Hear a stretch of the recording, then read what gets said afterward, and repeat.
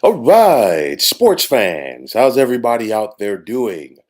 William Martin coming at you one more time here on YouTube with another edition of the 300 Pounds of Sports Knowledge podcast.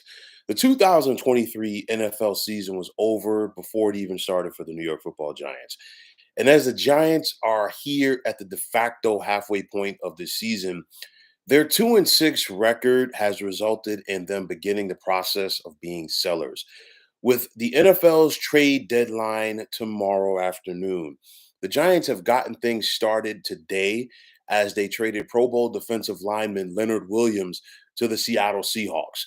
The Giants are eating about 10 million of Williams' salary for this year while they're getting a second round pick in 2024 from Seattle as well as a fifth rounder in 2025.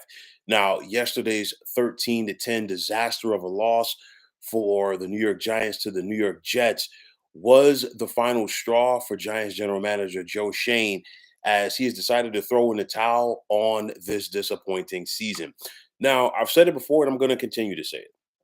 The Giants, they overachieved last season in getting to the playoffs and winning a playoff game.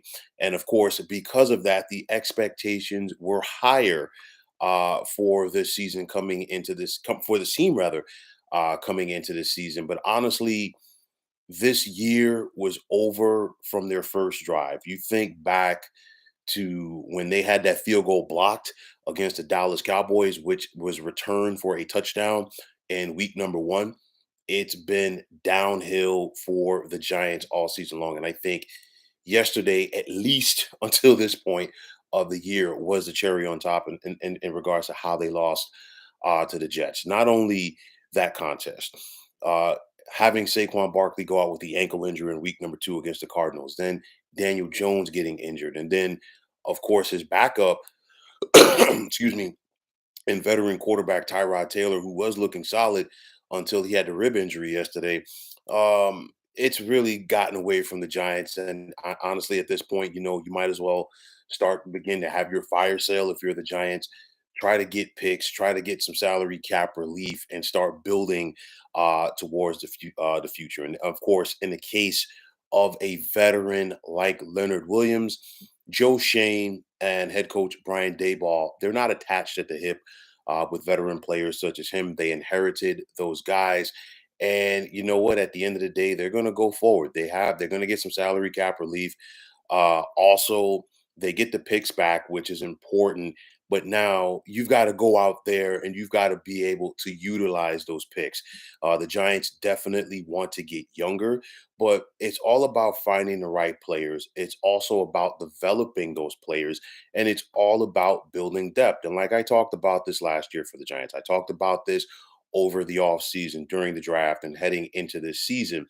It's you've got to try to find a way, if you are the Giants, to keep up with the Joneses in your division. No pun intended, but the Joneses in this case is the Dallas Cowboys and it's the Philadelphia Eagles. And the reason why the Eagles and the Cowboys are continuing to fight for the top spot in the NFC East, not only have they done a good job drafting players, especially in the case of the Eagles, they have done a tremendous job as far as developing depth. The Eagles basically have depth at every position, and this is why they are one of the better teams in the NFL. This is why they are once again in the mix to possibly get to and win the Super Bowl. This is why this is the NFC East is once again their division to lose. The Giants don't have that. The Giants went out there last year and everything came together in the perfect storm. Daniel Jones, you had a situation. He was on the final year of his deal. He had to prove himself. Saquon Barkley was looking for a new deal. You had a new head coach that was trying to come in and ignite a spark. So with all of that said, everything just came together for the Giants last year in the perfect storm. That's not the case this year. And you got to go out there and build that depth. You got to go out there and find that talent and draft that talent. But, in order to do that, for you to get to that point where teams like the Eagles and Cowboys are, it starts with the draft. It starts with the scouting. It starts with developing those guys. So let's see. The Giants have two picks back now from this Leonard Williams deal. Let's see how they're able to utilize them and go forward in restructuring this team. Now, in my opinion, this trade is a win-win for both clubs. For the Giants, now you don't have to answer rather the questions as far as like, okay, are you going to trade Leonard Williams? What's going to happen? Are you going to be contenders or are you throwing in a towel? Obviously, it's clear that the Giants, we see the direction that they're heading in, and like I said, at this point, just try to get as many picks as possible, but also you have to find a way to utilize them. On the flip side, for the Seattle Seahawks, this team made the playoffs last year. They gave the San Francisco 49ers a run for their money in that wild card game. And the Seahawks are looking to build off of that. And the Seahawks are a team that ever since Pete Carroll came into the fray nearly 15 years ago, they have done a solid job of drafting. You go back to that Super Bowl that they won 10 years ago, a lot of homegrown talent, a lot of drafting. And once those guys got old, Pete Carroll has started a process over of drafting and developing talent. And the Seahawks have a lot of depth. That's why they got a wild card spot last year. And now, added with the woes of the current losing streak of the San Francisco 49ers, the Seahawks find themselves in first place in the NFC West. They're not only thinking about getting back to the playoffs, they're also looking to do some damage in January. And of course, for you to advance in January, number one, you got to have a quarterback that can go out there and make plays. I'm not saying Geno Smith is a world beater, okay? But on the flip side, defensively, you got to be able to stop the run and you got to be able to create pressure on the opposing quarterback. Now, you get a big athletic body like Leonard Williams up front on an improving defense out there. And I'll tell you what, the Seahawks are definitely shoring things up like they're ready to make a run come January. So for the Giants, I mean, the trade deadline is tomorrow. Let's see who else is going to be traded. You're hearing rumors possibly of veteran cornerback Adoree Jackson. I'm not sure.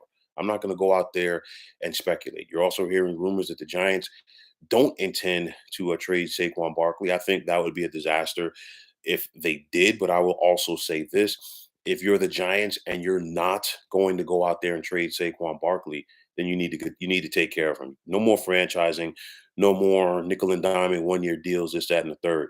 Go out there and show that guy, your leader, your real leader on this team, how valuable he is for you. On the flip side, for the Seattle Seahawks, they're going to look to keep the momentum going. I think bringing in a player the caliber of Leonard Williams is showing these players that, hey, you know what, we're all in. We believe in you, and we think that we have what it takes to not only get to the postseason, but like I said before, do some damage there.